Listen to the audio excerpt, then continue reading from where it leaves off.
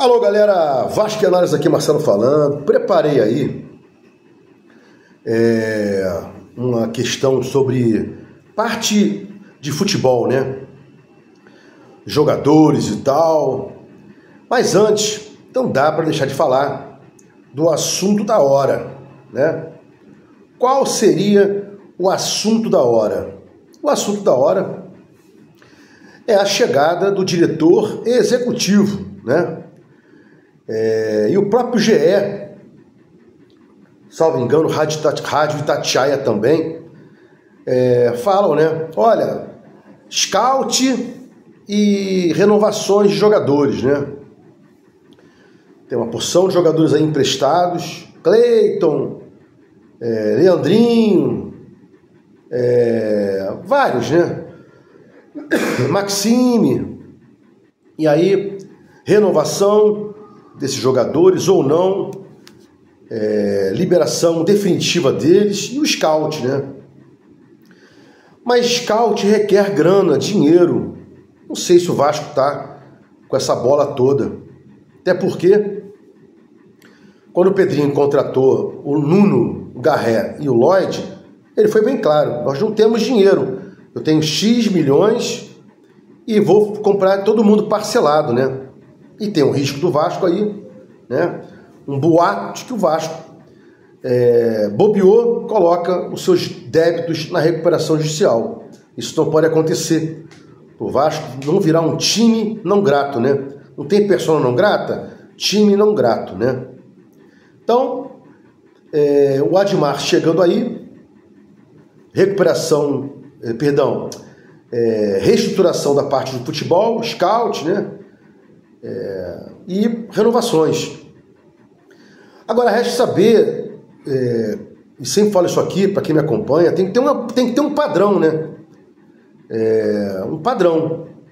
Vai ser igual ao Santana, depois que o Felipe chegou, perdeu a autonomia, ficou só na parte burocrática,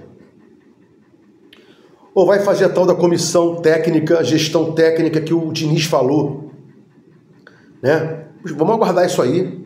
Espero que não seja mais um bucha para que o Felipe e o Pedrinho mandem embora, né?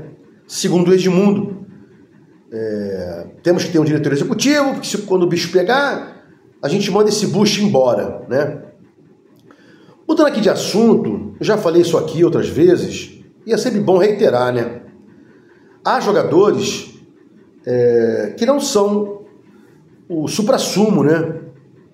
Por exemplo, o David não é o suprassumo, o Estrela não provou ainda que não é só um garoto que vai, de vez em quando, fazer uma partida maravilhosa, como fez com o São Paulo ano passado, contra o São Paulo ano passado, né? Ele, o JP. Isso é importante, né? Mas não podemos queimar os jogadores. Quem me acompanha aqui sempre viu eu falando, né? Olha, a gente não pode queimar os jogadores, né? Ryan, por exemplo, Zuccarello, não pode queimar esses jogadores. Eles vão subir com calma e com calma eles vão aparecer no futebol, né? Não podem fazer o que fizeram com o Peck, com o Marlon Gomes, por exemplo.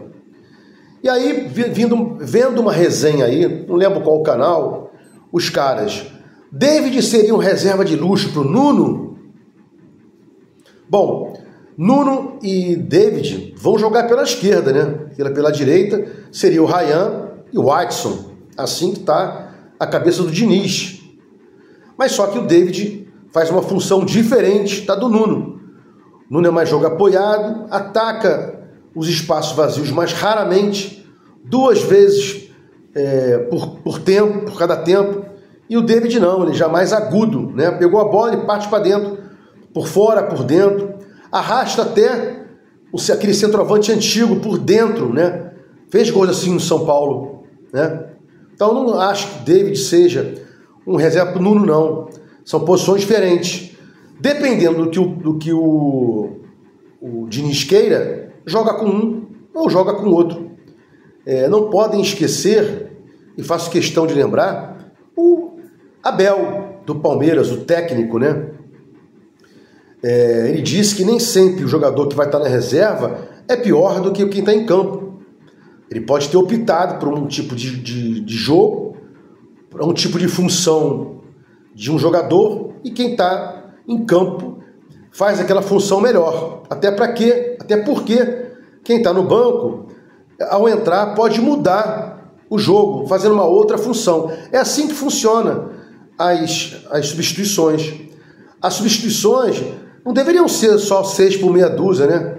Trocar um lateral por outro lateral, deveria trocar também funções, mas isso requer muito conhecimento técnico, tático do técnico.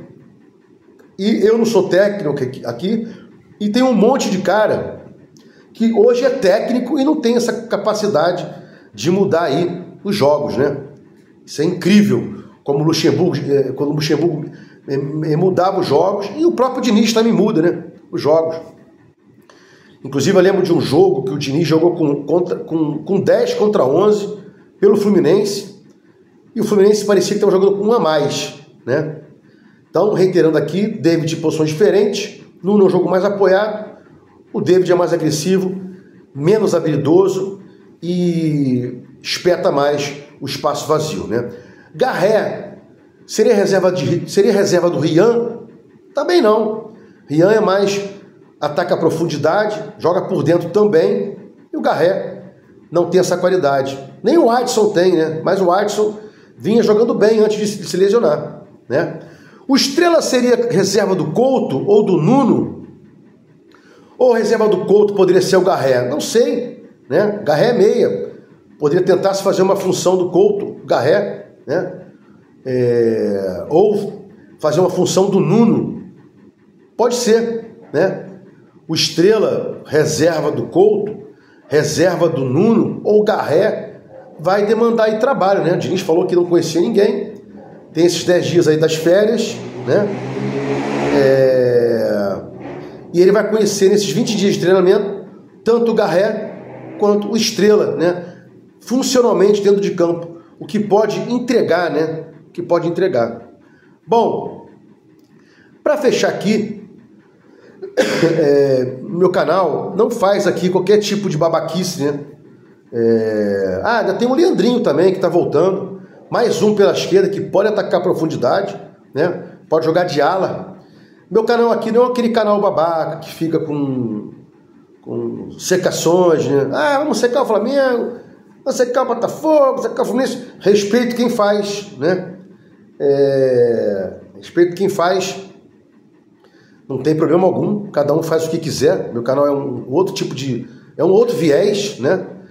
Mas esse Mundial de Clubes aí, fatalmente a gente vai perceber que, talvez tirando o Palmeiras e o Flamengo, que sejam os times mais próximos, né, de estarem prontos no futebol brasileiro, o que os caras jogam lá fora é outro esporte, né? Quem lembra do PSG, que o pessoal falava, isso nunca vai ser campeão do mundo, tal... campeão da Champions aí, né?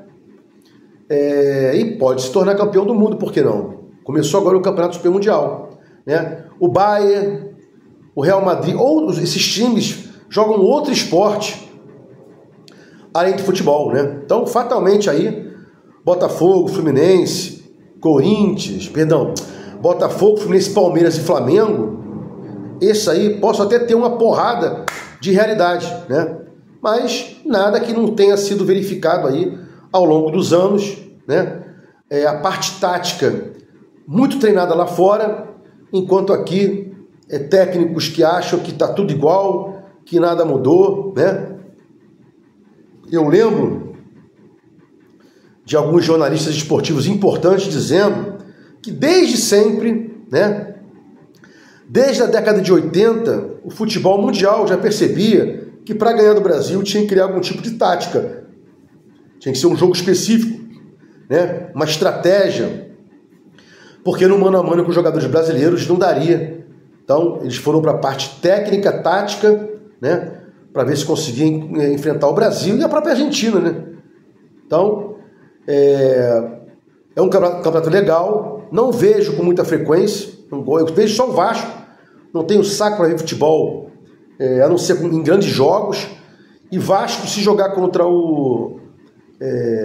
Pinheiro Futebol Clube eu vou ver, mas vou aguardando aqui um bom Mundial, mas sabendo que esses caras jogam lá fora aí, hoje é um outro esporte.